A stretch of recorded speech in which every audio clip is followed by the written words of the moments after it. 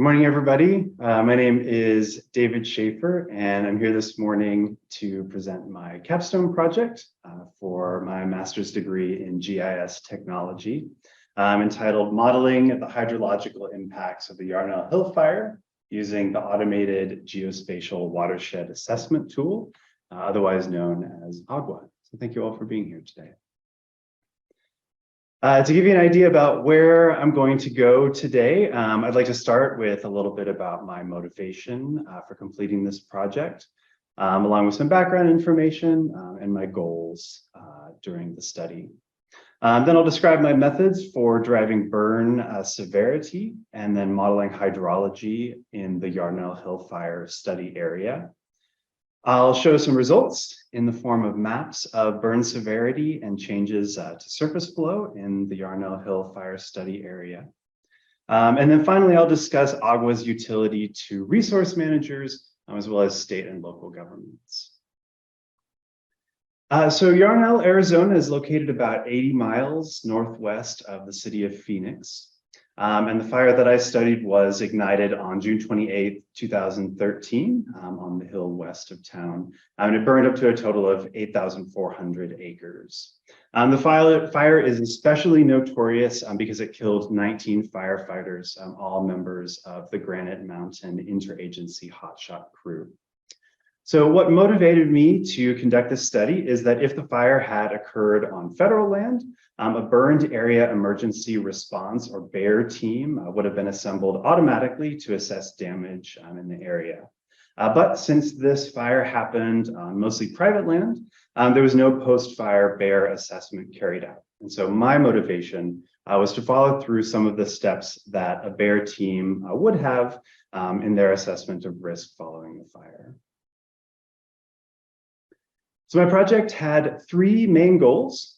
The first was using Landsat 8 data to create a burned area reflectance classification, or BARC map, and to classify the severity of the fire as unburned, low, moderate, or high. And you can see in that image there some examples of it. Up near the top, things that were likely low burn severity. Those yellowed pine trees, probably moderate, and then right in the center of the screen, likely a high severity burn. My second goal in this project was, as I said, to carry out some of the steps that a BEAR team might have in order to assess fire damage, hill slope stability, as well as threats to values at risk. And in this case, when I talk about values at risk, I'm talking about human life and safety, as well as critical cultural or natural resources. And I'd also like to I also wanted to model change in surface water flow in the Yarnell Hill Fire area. And my final goal of the project was to explore how and why AGWA can be used in burned area emergency response. So here's what I did to accomplish those three goals. To begin with, I used a lot of different input data sets, including Landsat 8 imagery to create the burn severity map, and a fire perimeter to clip that map only to the study area. The next three data sets that I used, digital elevation model, or DEM, was used to delineate the watersheds and the streams in the area.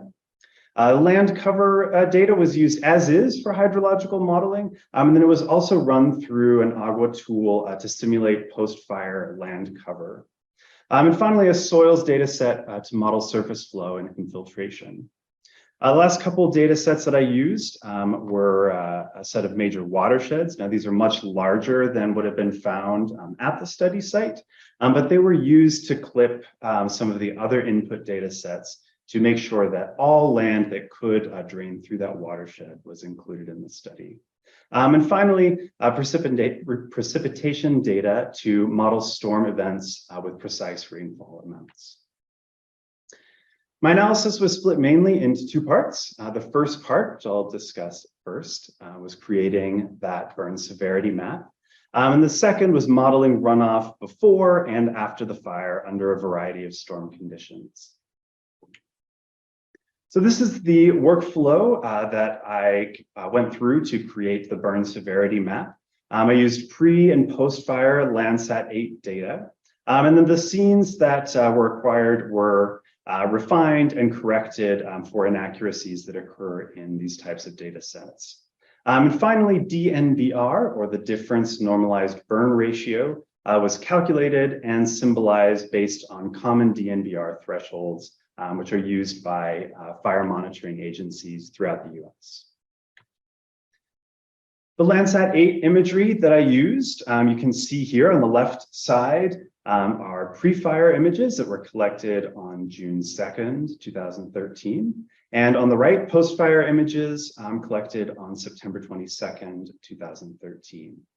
These particular dates were chosen because there were no clouds or smoke in the study area, which could lead to an incorrect analysis of the results. And on the top of the diagram, you can see band 5, the near infrared, which reflects light off of green plants, as well as band 7, the bottom two maps, which reflects light off of bare soil and rock. So the Agua workflow is a little bit more complex, and so I'll break it down into some parts. Starting with elevation, land cover, and soils data sets. Now these are the three main Agua input files. And two more data sets from the National Hydrography data set, as well as the National Interagency Fire Center, were used to create a 1 kilometer buffer around the study area, again, to ensure that all potential land was included in the watershed. I use that to clip those three data sets, the DEM, land cover, and soil polygons. So the next step was delineating or identifying the watershed. First, the digital elevation model. Agua identified sinks or areas of internal drainage within the DEM, and then filled those because they represent most likely errors in the data. The next steps were to determine the flow direction and flow accumulation, which occurred on the hill slopes in the study area. And then finally, given a particular outlet point chosen in the center of the town of Yarnell on Miller Creek, I was given an outlined watershed as an output from the Agua tool. The next step was to discretize or break up the watershed into its component elements of streams and hill slopes. And after that, I was able to set parameters for the model from before and after the fire. The land cover data set was used as is as a parameter for the pre-fire analysis. And then along with the bark map that I made in the first part of the analysis, and the burn severity tool, which is part of Agua, I generated a post-fire land cover, which was used as parameters for after the fire. And also included in this part of the analysis were the polygons, as well as a Microsoft Access database of soil types. The last little bit of data that was used was precipitation scenarios, 5 different scenarios from the National Weather Service precipitation frequency estimates. And then after all of these inputs and parameters were assembled, I wrote those into the USDA kinematic runoff and erosion model and executed the model. And that was iterated 10 times, 5 different scenarios, and then pre and post fire for each scenario. So here's what I found out, starting with the burn severity. So this was the bark map, burned area reflectance classification map that was generated from that Landsat 8 data. And as you can see, the largest class here was burned with moderate severity, with very little of the fire area burned to a high severity. Now I'll overlay onto this map the watershed elements. In the purple, you can see that there are plains, and these are the hill slopes in the area, outlined in purple. The streams there in light blue, and then the outlet point on Miller Creek there that I chose to represent water flowing through the town of Yarnell. As you can see, the watershed is much smaller than the burned area, but since this study site was in a mountainous region, much of the rainfall that falls on the burned area drains away from the town of Yarnell. And so I kept that outside of the analysis. These choropleth maps represent the percent change in hill slope peak flow, in purple there. The darker colors mean greater percent change in that hill slope flow. You can also see blue lines on the map. Those represent the streams that were identified, and the thickness of the lines represents, again, the percent change in stream flow. And on each one of these maps, you can see that the hill slope and stream with the greatest change is labeled. So a couple of things that I wanted to point out about these results. First, the more frequent storm events, the two that you see at the top, these 10-year frequency storms, led to much higher percent change than the ones that occurred with less frequency. These southwestern stream reaches, which were identified as having the greatest percent change in all 5 scenarios, lead right into a neighborhood that was affected very little by the fire, but that could be affected substantially by flooding following the fire. And then you can also see in many, except for one of these scenarios, there's a little tiny watershed right in the center. It's about 300 square meters. And this is basically in several people's backyards, right at the confluence of several of the streams in the analysis. And so this could be a great area to focus flood mitigation to protect those structures and the people around them.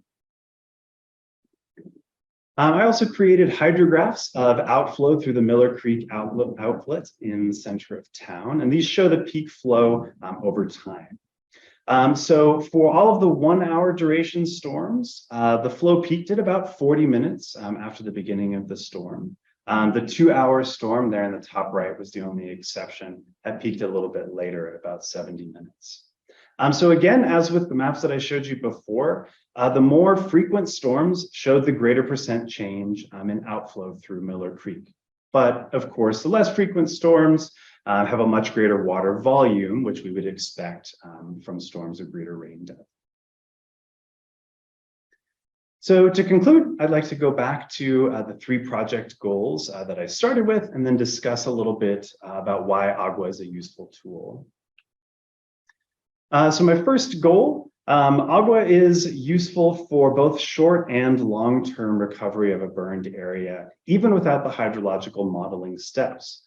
Resource managers can use the burn severity tool to identify changes in land cover and determine whether to reseed an area or apply other stabilization techniques.